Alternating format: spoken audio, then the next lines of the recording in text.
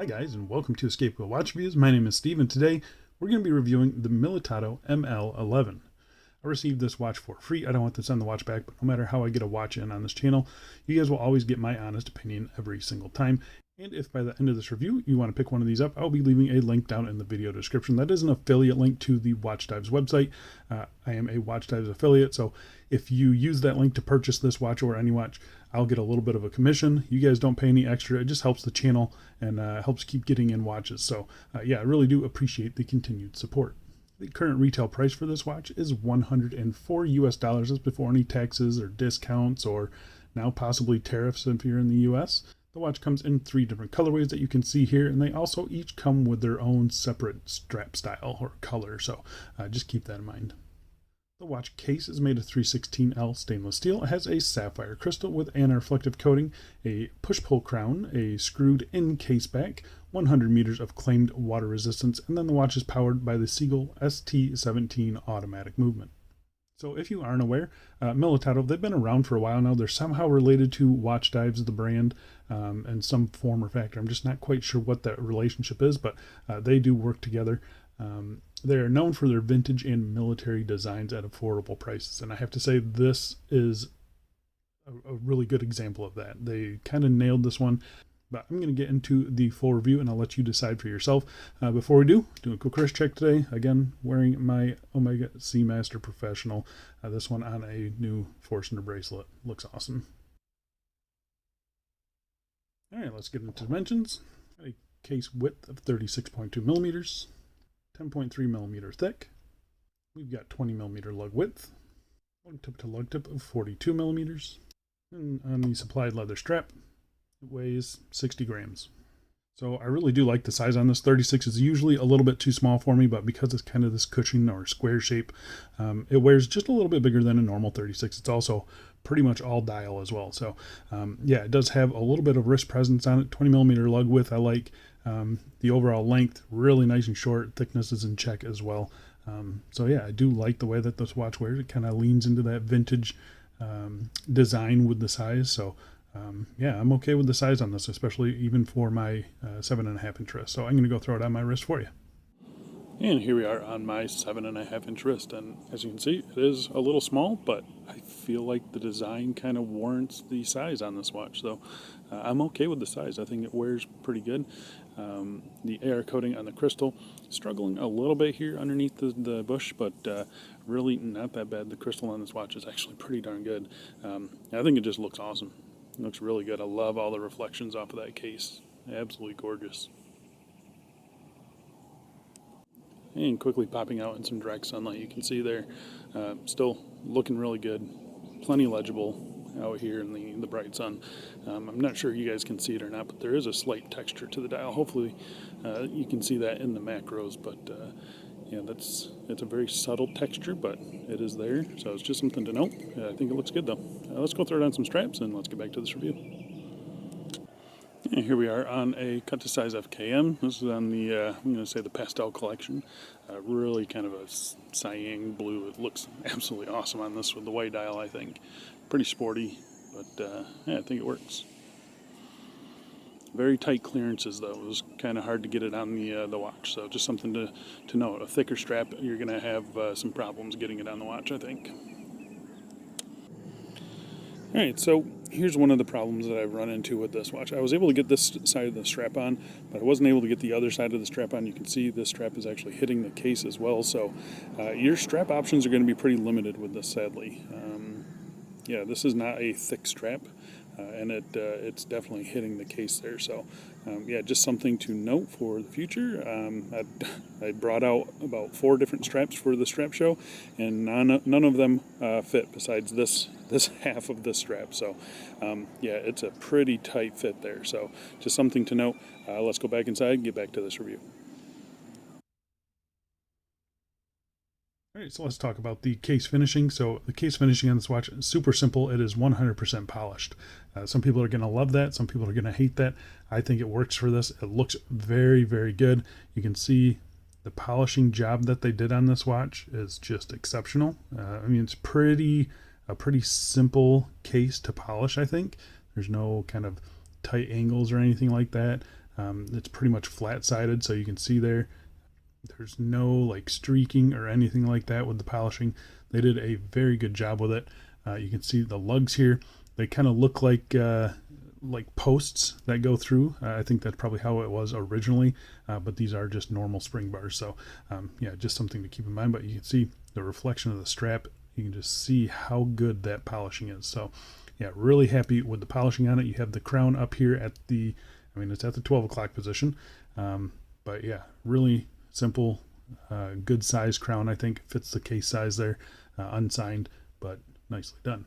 Flipping it to the case back here, fully polished, unsigned. You can see already getting all sorts of smudges and stuff like that. That's going to get scratched up. That's kind of one of my little complaints about the watch. I kind of expected it to be like this, but yeah, it's fine. It's not a deal breaker. There's definitely there's no sharp corners or anything like that.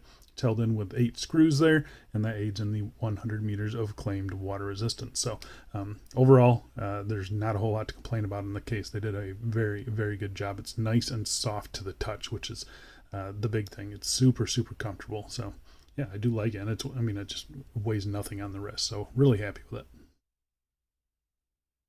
All right, let's talk about the crystal. First things first, tested for sapphire. This is positive for sapphire.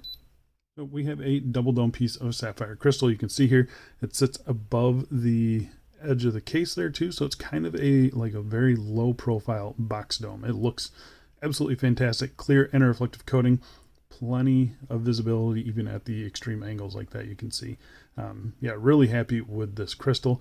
I think they chose a very good one. It's clear anti-reflective, it's not blue, and it provides a nice clear dial. And yeah, that's all you can really hope for in a crystal. They chose a very good one, and it's good because this is a big piece of glass too. So yeah, it could have gotten out of hand, but really they did a good job on the crystal. All right, getting up real close, we're talking about the dial here. So I went for the applied version. They do sell this with printed numerals in blue and printed numerals in black. So just something to keep in mind. I like the applied numerals. I think they look really, really nicely done. You can obviously see this whole dial is cocked to 2 hours there. So yeah, really interesting. You kind of get used to it after a while, but it's still not something that I can quite, get my head around. So yeah, it does look really, really good though. I'd like to see this in just a normal setup because I think it would look a little bit better, but yeah, I know the design they were going after, and they really did nail it. You have that railroad minute track printed around the outside on just a stark white dial. I'll get up real close. I did show the texture of this dial. It's very, very subtle, but you can definitely see it. It kind of reminds me of paper. It looks really, really good. You have your concentric circles there for the sub-seconds hand, blued. That looks nice. I'm not sure why they blued that and didn't blue the main hour and minute hands. That's something that I think they could have done.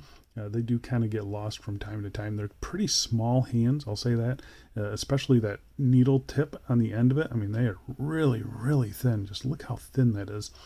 Sometimes that gets lost. So yeah, legibility isn't the best on the watch, but it kind of goes with the design. I think lengthwise the hands are good. They just could have been a little bit bigger, and having them blued I think would have been a little bit nicer. But getting up close, I'll show you the numerals being applied. They look absolutely fantastic. I love the font that they chose or stole. Yeah, it just looks really, really good. The rest of the dial is blank. There's nothing below the pinion there. It's just a nice clean dial layout. Looks absolutely fantastic. All right, so let's talk about the movement inside. So the movement inside is the Seagull ST17 automatic movement. It's 21,600 beats per hour, so 6 ticks of the second hand every second. They do not hack, but they do hand wind, and they have roughly 40 hours of power reserve. I think it's listed as 38, but I've also seen 40 listed. So yeah, these movements, they've been around for a very long time. They are fine. I've had 0 issues with them in the past. Here's how this one has been running. This one's been running great for me. I have absolutely no issues with that, especially at this price point. That's excellent. So the movement is operated by this crown here up at the normally 2 o'clock position.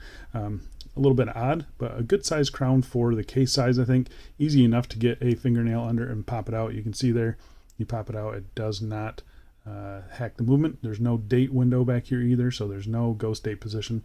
So yeah, this is the time setting position, and it functions exactly like any other watch would. So yeah, I've got no real issues with it. You can see the alignment a little bit off on this one, so just something to note. I mean, it's just 5 minutes off.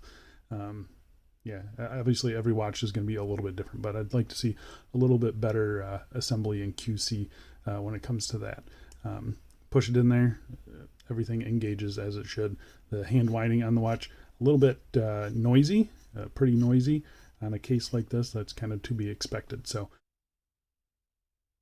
right, so let's talk about the strap. So the strap is actually pretty decent. Like I said earlier, depending on the color or variation of the style you get, it does come with different color straps. I think they're all probably out of the same factory, so they're probably going to be similar to this one. But this is like a light brown strap. It's got some padding in it. It's actually pretty decent. It's not the best strap. It's not something that I'm going to throw away right away. I feel like it's already broken in pretty nicely with the minimal wear that I've put on it. It's 20 millimeters and it tapers down to 18 millimeters at the buckle. The buckle fully polished and unsigned. It goes with the case, but I would like to see signage on that. But it's a decent buckle, nothing wrong with it at all. You have a sewn-in keeper here and then a floating keeper here. You flip it over, you've got this genuine leather under here, which we all know is, you know, basic. And then you do have quick release spring bars, so that's nice to see. Yeah, it's a nice strap. I've got, really, for the price, no complaints. I think it goes nicely with this design. Maybe could used to be just a little bit softer and break in a little bit quicker, but I feel like with any extended period on the wrist, it's going to be a fine strap. It's not one you're going to want to throw away immediately, which is the big thing with these watches. So there you go, guys. That is the Militado ML11. This is a homage to the VC 1921, kind of that cockpit or offset style. Absolutely fantastic. Really nice crystal. Very nice case finishing.